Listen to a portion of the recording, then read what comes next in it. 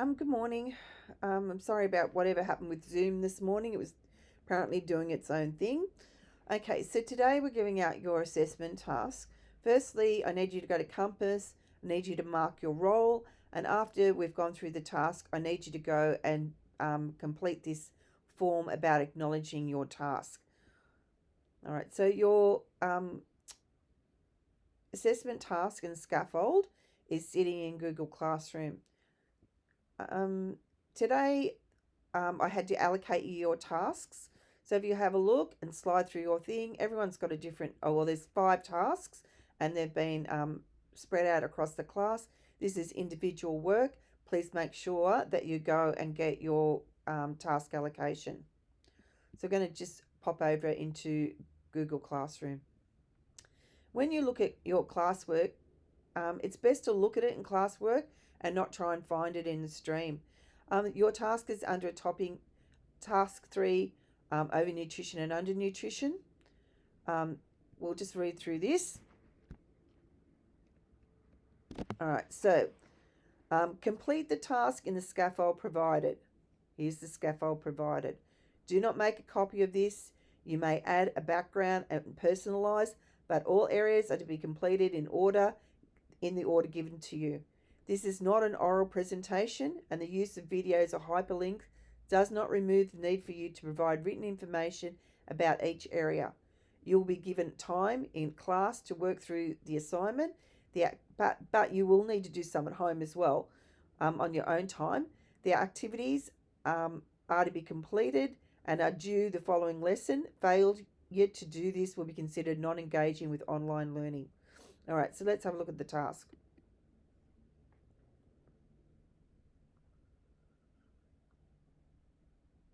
Okay, so you'll be given 3 lessons during class time to work on your task.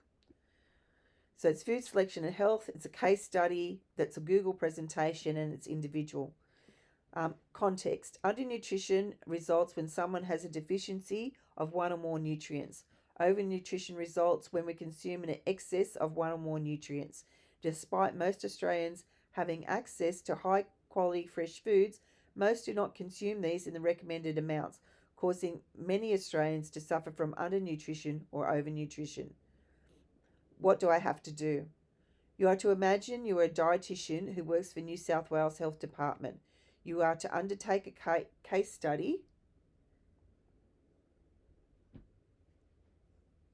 on diet-related disease. The case study will provide information to assist new dietitians to support patients.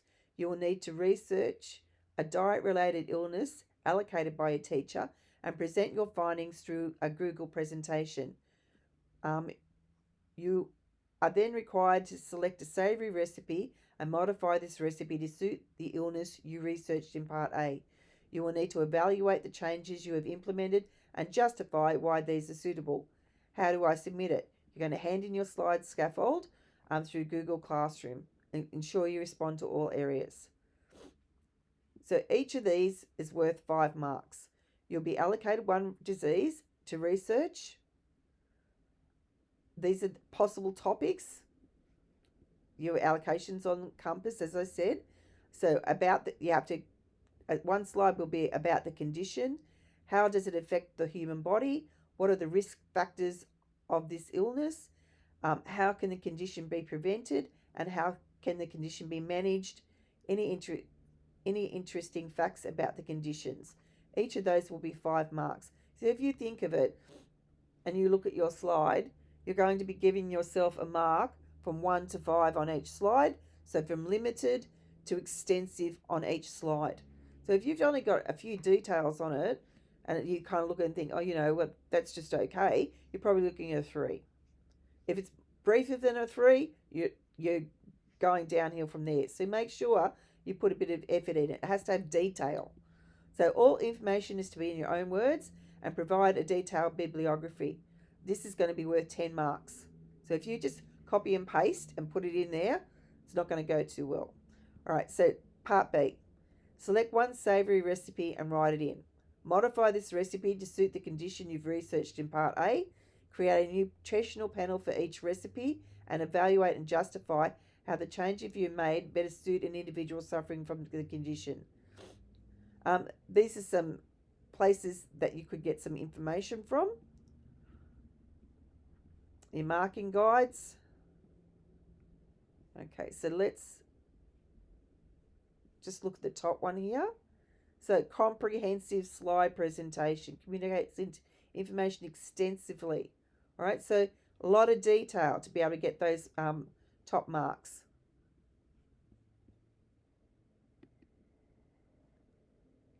Let's have a look at your slides presentation. Now, everyone's got one of these, so you don't need to make a copy. You're going to put your topic here, put your name here. For the first one, it's saying that you have to make sure that it's relevant, that there's sufficient detail, that's clear, text, images, graphs, embedded videos. It needs to be engaging and informative. All areas need to be covered. Ensure the information's been paraphrased. You'll need a bibliography, and that's where you get the detail for your bibliography. So each slide has got the heading that we looked at in the past, and it'll give you some information down here. How does it affect the human body, and what are the symptoms? What are the symptoms experienced? This needs to be more than a list, right? So you need to actually go into a little bit of depth about them.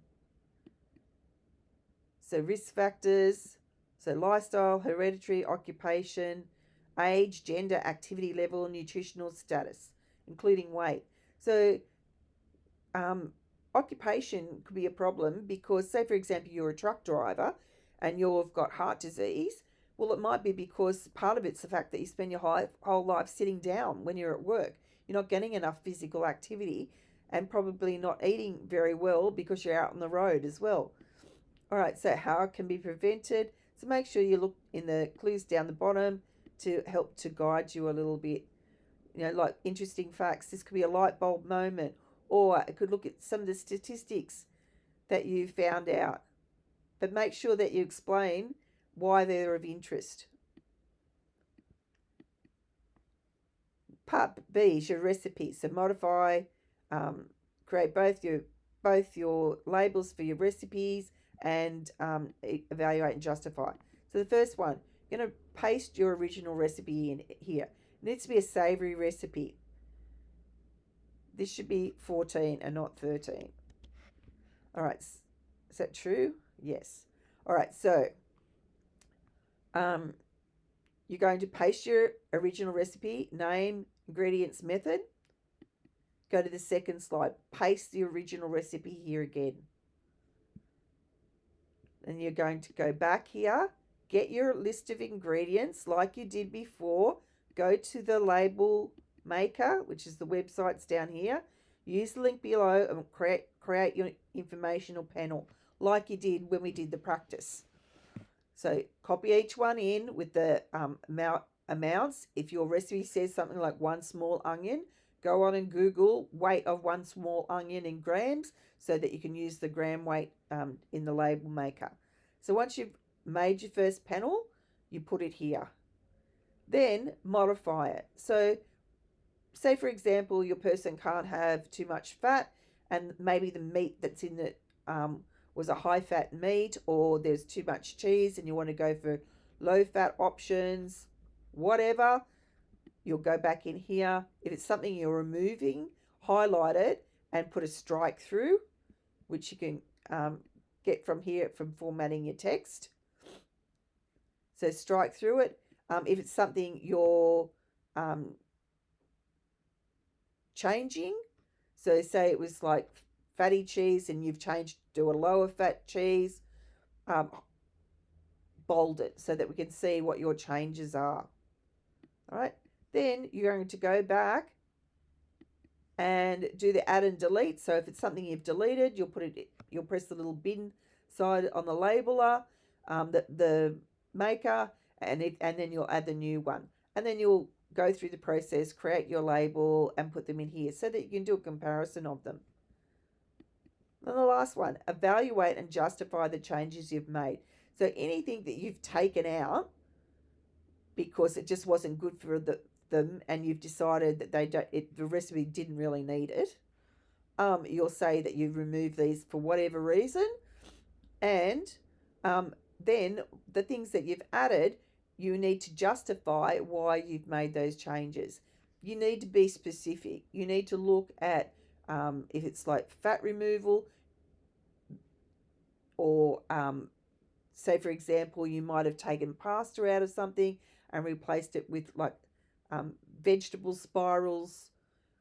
You'll explain why you've done what you've done here. Okay, needs to be in detail. Make sure the font on this slide is about a 12 and the slide's pretty much full. And your bibliography goes at the end. Now, as I said to you, I'll give you some time during class to do it. Today's lesson was an absolute muck up. We will work on the task later in the week. So I'll give you Thursday I'll check your work. So we'll work on the task on Friday, and we'll just have a normal class on Thursday. Now, if you want to work ahead on the task, you're more than welcome to, but just remember that I am going to be checking your progress as we proceed through it with the class. And if you're not up to where I think you should be, I'll have to contact home. All right, that's it for me for today. I will see you on Thursday. Bye.